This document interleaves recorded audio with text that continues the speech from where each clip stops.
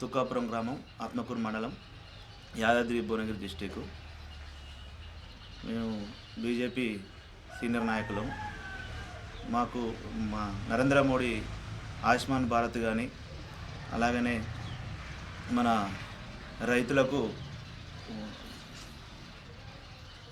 ప్రవేశపెట్టిన పథకాలు గిట్ట మన కేంద్ర ప్రభుత్వం, మన ఇది రాష్ట్ర ప్రభుత్వం రేవంత్ రెడ్డి కానీ, అంతకుముందు చేసిన కేసీఆర్ కానీ, మన నరేంద్ర మోడీ పెట్టిన పథకాలు ఇక్కడ అమలు పరచడానికి చాలా విఫలమయ్యారు. ఇంతవరకు ఆయుష్మాన్ భారత్ గిట్ట ఇంకా చాలా మందికి ఇంకా తెలియకుండా చేస్తున్నారు. అలాంటిది ఈ ప్రభుత్వ వైఖరిని అసలు ఎవరి గిట్ట మన కేంద్ర ప్రభుత్వం ఎంత టైట్ చేసినా ఈ ప్రభుత్వం పట్టించుకోవట్లేదు. ఏమైనా వీళ్ళు చేసిన పథకాలే పెట్టాలి, మేమే ముందుకు రావాలన్నట్టుగా చూస్తున్నారు. ఆ కేంద్ర ప్రభుత్వం అనేది ఇంకా కేంద్ర ప్రభుత్వం పెట్టిన పథకాలను వీళ్ళు తొక్కేస్తున్నారు. ఇలాంటిదని మేము మా బీజేపీ పార్టీ తరఫున ఇంకా ఖండిస్తున్నాం. అట్లాగనే సార్, బీజేపీ పార్టీ ప్రవేశపెట్టిన పథకాలు మీ గ్రామంలో ఎంతవరకు మీ మండలంలో తీసుకొచ్చారు? ఎలాంటి సూచనలు ఇస్తారు ప్రజలకి? మేము ఎంత తీసుకురావాలనుకున్నాను ప్రజలకి ఇప్పుడు రాష్ట్రంలో ఉన్న ప్రభుత్వాలు కేంద్ర ప్రభుత్వం పెట్టిన పథకాలను తొక్కేస్తున్నారు. వీళ్ళు ఏమైనా వీళ్ళ డప్పులు వీళ్ళే కొట్టుకుంటున్నారు. కేంద్ర ప్రభుత్వం ఎంత మంచి పథకాలు తీసుకొచ్చినా కానీ వీళ్ళు ఇక్కడనే తొక్కేస్తున్నారు. ఏమేం పథకాలు సార్?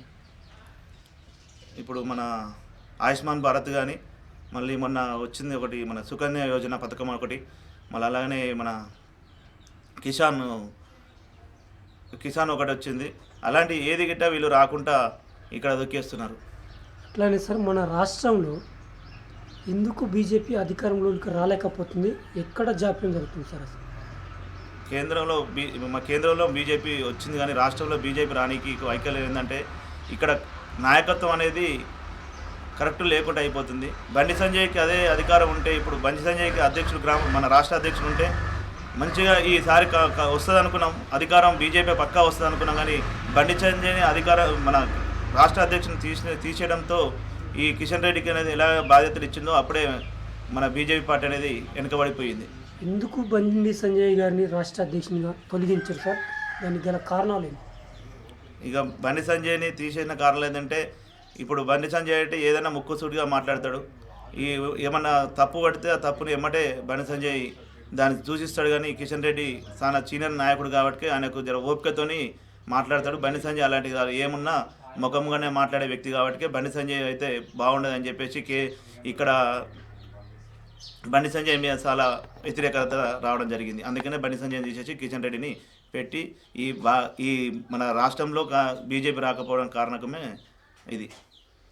అట్లాగని సార్, ఇప్పుడు బీజేపీ పార్టీ మత పార్టీ అంటున్నారు, అట్లాగే బీజేపీ ఒకటే అంటున్నారు. దీనిపైన సార్ మత పార్టీ అని చెప్పడం అంత పిచ్చి, అసలు అంత భ్రమ వీళ్ళది.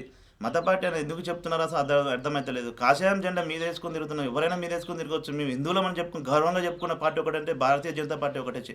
మనం భారతీయ జనతా పార్టీ ఎవరైనా ఇప్పుడు కాంగ్రెస్ పార్టీ అంటే జై సోనియమ్మ అంటారు, జై రాహుల్ గాంధీ అంటారు, జై అలాగే కొడతారు. కానీ మా భారతీయ జనతా పార్టీ వచ్చేది ఇప్పుడు టీఆర్ఎస్ పార్టీ అయినా జై కేసీఆర్ అంటారు, జై టీఆర్ఎస్ జై కేసీఆర్ అంటారు. భారతీయ జనతా పార్టీ ఒకటి వచ్చేసి భారత్ మాతకి జై అని మేము భారత్ మాతనే కొలుస్తాం. కానీ నరేంద్ర మోడీ జై అని మాత్రం మనం భారతీయ జనతా పార్టీ జై అంటాం. మనం వచ్చేసి భారత్ మాతకి జై అని మాత్రమే అంటాం. కానీ మేము మాత్రం మత పిచ్చి అనడం వల్ల వాళ్ళ భ్రమ, వాళ్ళ పిచ్చి, వాళ్ళ ఆలోచన అంతే తప్ప మేము ఓన్లీ మతానికే వ్యతిరేకం, ఏ మతానికి వ్యతిరేకం కాదు. మేము అందరి దేవుళ్ళని కొలుస్తాం, అందరి దేవుళ్ళని గిట్ట మేము అందరి దేవులతో ఉంటాం. కానీ మీలే మత పిచ్చి అంటారు. మత పిచ్చి అనేది మా భారతీయ జనతా పార్టీకి లేదు. మేము మత పిచ్చి గలం కాదు. మేము ఏ పార్టీనైనా ఏ దేవుళ్ళైనా కొలుసుకుంటాం. కానీ వీళ్ళు మతం పార్టీ అని చెప్పేసి వీళ్ళు బీజేపీ పార్టీని బదనాం చేస్తారు తప్ప బీజేపీ పార్టీ ఏ మతం కోసం గిట్ట పనిచేస్తలేదు. మొత్తం జనాల కోసమే పనిచేసే పార్టీ భారతీయ జనతా పార్టీ. అట్లానే సార్, కేంద్రంలో 3 సార్లు అధికారం రావడానికి ప్రధాన కారణం ఏంటి సార్? మన నరేంద్ర మోడీ గారు చేసిన చాలా అభివృద్ధి అనేది చాలామంది దేశాలు ఇప్పుడు ఈ రాష్ట్రంలో ఎమ్మెల్యేలకు పోయినా సరే కదా, ఎంపీ నరేంద్ర మోడీ మనకు దేశానికి ఉండాలి. ఆర్మీ కావచ్చు, జవాన్లు కావచ్చు, ఇలా అప్పుడు జరిగిన బాంబు దాడులు అనేది ఇప్పుడు జరగకుండా ఎలాంటి మనకు ఒక భారతీయ జనతా మన భారతదేశానికి వెన్నుముక వచ్చేసి నరేంద్ర మోడీ. అలాగే 360 ఆర్టికల్స్ వచ్చేసి రద్దు చేయడం వల్ల మన అయోధ్య రామ మందిరం ఎన్నడో నేను పుట్టక ముందు నుంచి ఉందట అది అయోధ్య రామ మందిరానికి వ్యతిరేకతగా దాన్ని తీసేసి ఇప్పుడు అయోధ్య రామ మందిరం కట్టించడం వల్ల చాలా ప్లస్ అయిపోయింది మా బీజేపీ పార్టీకి. సార్ రామ మందిరం కట్టిండు, అది అధికారంలో రావడం కొరకే కట్టిరని చెప్పేసి కొంతమంది వాదించారు. అట్లానే మతం పరైనటువంటి గొడవలు ఆపడానికి ఇలాంటి, కానీ అలాంటి కాడనే మనకు ఎంపీ సీట్ రాకపోవడానికి ప్రధాన కారణమే సార్. అట్లా ఏం లేదండి, అట్లా ఏం లేదు. భారతీయ జనతా పార్టీ ఓన్లీ మా పార్టీ అధికారంలోకి రావాలని కాదండి, అప్పటి నుంచి ఉన్న హిందువుల ఆశ అది. మన రాముడు వెళ్ళిన రాజ్యం మన భారతదేశం. అలాంటి దేశానికి మన రాముడికి గుడి లేక ఒక గోపురం అనేది లేకపోవడం సరికి మా భారతీయ జనతా పార్టీ దాన్ని ముందుకు నడిపించింది. ఇంత ముందుకున్న కాంగ్రెస్ ప్రభుత్వం కావచ్చు, ఏదైనా కావచ్చు, అలాంటిది ముందుకు రాలేకపోయింది. ఇప్పుడు భారతీయ జనతా పార్టీ అధికారం రాగానే నరేంద్ర మోడీ ఆయన ఏకతాటిగా అదే చేయాలి. నాకు ఫస్ట్ ఆప్షన్ మన 360 ఆర్టికల్స్ రద్దు చేయాలి, తర్వాత అయోధ్య రామ మందిరం కట్టాలనే ఒకటే సంకల్పంతో ముందుకొచ్చాడు. ఎలాంటి ఆయన సొంత నిర్ణయం కాకుండా ప్రతి ఒక్క గ్రామం నుంచి, మా గ్రామం నుంచి కూడా మేము చందాలు లెక్క వసూలు చేసి రామ మందిరానికి పంపించడం జరిగింది. ప్రతి ఒక్క రూపాయి, మనిషి ఒక్క రూపాయి వేసి రామ మందిరం కట్టుకున్నందుకు చాలా సంతోషంగా ఉంది. కానీ ఇది చాలా వాళ్ళ ఆలోచన అనేది చాలా రాంగ్. ఇది మీరు మండల పార్టీ అధ్యక్షులు, అట్లాగనే ఎమ్మెల్యే బీజేపీ నుంచి ఓడిపోవడానికి ప్రధాన కారణమే సార్ ఇక్కడ మీ నియోజకవర్గంలో. మా నియోజకవర్గం వచ్చేసేసి ఇప్పుడు ఉన్న ఎమ్మెల్యే క్యాండిడేట్ వచ్చేసి ఇప్పుడు మొన్న కొత్తగా పార్టీలకు రావడం జరిగింది, ఎలక్షన్ల ముందులే రావడం జరిగింది. మాకు ఇక్కడ బలపరచడానికి మండలం పార్టీ అనేది కొద్దిగా మాకు వీక్గా ఉంది. ఇదివరకు ఉన్న మండల అధ్యక్షుడు అనేది మన తడిచిన మల్లారెడ్డి గారు ఉండే, ఆయన ఉన్నప్పుడు మాకు మండలానికి కొద్దిగా మేలు ఉండే. కానీ ఇప్పుడు మండల అధ్యక్షుడు అనేది కొద్దిగా వేరే అయిపోయేసరికి మాకు కొద్దిగా వీక్ అయిపోయింది. మా మండలం అయినా సరే, మా నియోజకవర్గం అయినా సరే, మండలాల కొద్దిగా వీక్ చేసేసారు. రానున్న స్థానిక ఎన్నికలపైన మీరు మీ మండల ప్రజలకు మీరు ఎలాంటి సూచనలు ఇస్తారు? మేము నా తరపు నుంచి అయితే ఇప్పుడు చాలామంది మొన్న ఎమ్మెల్యే ఎలక్షన్లకు మద్యానికి చాలా బానిస అయిపోయారు. దానివల్లనే ఒక కాంగ్రెస్ పార్టీ అధికారంలో రావడం జరిగింది. ఈ టీఆర్ఎస్ పార్టీ మద్యానికి పైసకు బానిస ఎలా చేశారో ఇప్పుడు కాంగ్రెస్ పార్టీ కూడా సేమ్ అలానే చేసి మొన్న ఎమ్మెల్యే ఎలక్షన్లకు అధికారంలోకి వచ్చారు. కానీ ఇప్పుడు మాత్రం స్థానిక ఎలక్షన్లు ఈ ప్రజలు మాత్రం మద్యానికి బానిస కాకుండా, పైసలకు మద్యానికి బానిస కాకుండా ఒక మంచి నాయకుడిని వ్యక్తిని ఎన్నుకుంటారని నేను సూచిస్తున్నాను. రానున్న స్థానిక ఎన్నికలలో ఒకవేళ అధిష్టానం మిమ్మల్ని సర్పంచ్గా నిలబెడితే చేస్తానికి సిద్ధంగా ఉన్నారు సార్? అక్కడ ఉంటే మీరు యువకులు ఎలాంటి ప్రోత్సాహం ఇస్తారు? యువకులు నాకు ఛాయిస్ వస్తే మాత్రం నేను నిలబడటానికి సిద్ధంగానే ఉన్నాను. నేను సర్పంచ్ కాక గెలిస్తే మా గ్రామానికి వచ్చే నిధులైనా సరే, నాకు వచ్చే ఏదైనా సరే మా కేంద్ర ప్రభుత్వం కంపల్సరీ నిధులు వస్తాయి. రాష్ట్ర ప్రభుత్వం రాకుండా కేంద్ర ప్రభుత్వం నుంచి వచ్చే నిధులతోనైనా మా గ్రామానికి అభివృద్ధి చేద్దామనుకుంటున్నాం. ఒకటి మాకు సీసీ రోడ్లో ఒకటి ఇంకో కొంచెం వెనుకబడిపోయింది. అలాగనే ఇది మాకు ఒకటి అండర్ డ్రైనేజీ ఒకటి ఉంది, అండర్ డ్రైనేజీ గిట్ట మేము క్లియర్ చేసుకోవాలి. అలాగనే ఊరి కొద్దిగా అభివృద్ధి చేయాలని. అట్లాగే సార్, కేంద్ర ప్రవేశపెట్టినటువంటి పథకాలు ఈ మారుమూల గ్రామంలో మీరు మండల నాయకులుగా ఉండి ఎలాంటి మోటివేషన్ చేసి ఆ పథకాలు ఇక్కడ ముందుకు తీసుకెళ్తున్నారు? మేము ఎంత ముందుకు తీసుకొచ్చి సుకన్య యోజన పథకం గిట్ట కొద్దిగా మేము చెప్పాము, అదొకటి చేసుకొచ్చినాం. మొన్న ఆయుష్మాన్ భారత్ గిట్ట మేము ముందుపడి, మా పార్టీ తరఫున మేము ముందుపడి ఆయుష్మాన్ భారత్ గిట్ట మేము చేపించినాం. అదే ఒకవేళ సర్పంచ్గా మీరు గెలిస్తే ఆ పథకాలన్నింటినీ మీ గ్రామ ప్రజలకు అందించగలుగుతారా? మేము కంపల్సరీ ఇప్పుడు మా బీజేపీ పార్టీ మన రాష్ట్రంలో అధికారంలోకి వచ్చుంటే మాత్రం కేంద్ర ప్రభుత్వం నిధులు ప్రవేశపెట్టిన పథకాలు అన్నీ ఆల్మోస్ట్ 90% మన తెలంగాణ రాష్ట్రంలో మొత్తం అమలు పరిచే వాళ్ళం. కానీ ఇప్పుడు అధికారంలో రాకపోవడం వల్ల కొద్దిగా వెనుకబడిపోయాను.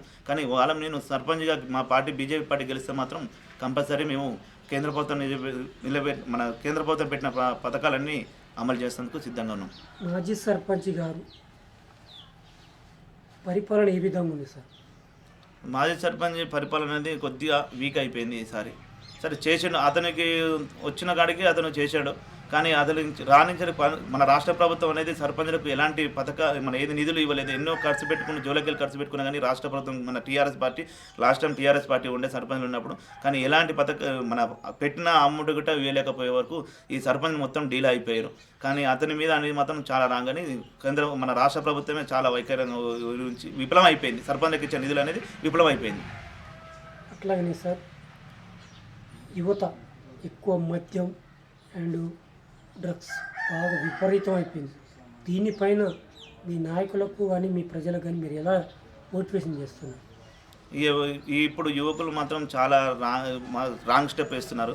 కొంతమంది మాత్రమే తల్లిదండ్రుల భయం ఉన్నోళ్ళకు, కొద్దిగా మందికి వాళ్ళకి అవగాహన ఉన్న మాత్రమే చదువుకోవాలి, నేను ఎడ్యుకేషన్గా ఎదగాలి, నేను ముందుకు పోవాలని కొంతమందికి ఉన్నది. కొంతమంది మాత్రం మొత్తం గాలి తిరుగుడు తిరిగి మన డ్రగ్స్కు, ఏమైనా సిగరెట్ డ్రగ్స్కు మద్యానికి బానిసయ్యి, ఈ కేసీఆర్ ప్రభుత్వం ఎప్పుడైతే వచ్చిందో అప్పటి నుంచే ఇంకా యువకులు చాలా మద్యానికి బానిస అయిపోయారు. అవును సార్, ఇప్పుడు ఎన్నికలు అంటేనే మద్యం, డబ్బు, ఇది లేకుంటే నడవదు. దీనిపైన మీరు ఎట్లా మోటివేషన్ చేస్తారు? ఇంతకుముందుకు కేసీఆర్ ప్రభుత్వం వచ్చిన కానీ నాకు అంతకుముందుకు ప్రభుత్వం మన కేసీఆర్ రాకముందు నుంచి ఓటకు వచ్చింది. కేసీఆర్ ప్రభుత్వం ఎప్పుడైతే వచ్చిందో అప్పటి నుంచే డ్రగ్స్కు, మన పైసలకు, మన మద్యానికి బానిస అయిపోయారు.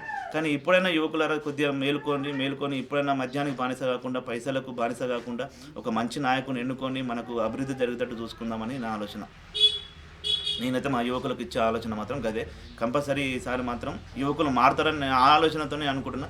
నాకు ఓటాకు వచ్చిన కాంచెలైనా నేను ఒక మద్యంకి కానీ, ఒక డబ్బు కానీ వాళ్ళ దగ్గర తీసుకోకుండా ఇంతవరకు నాకు ఓటాకు వచ్చిన కాంచెలు నేను అదే తీసుకున్నాను. నాదే వాళ్ళు కూడా ఫాలో అవుతారని అనుకుంటున్నాను.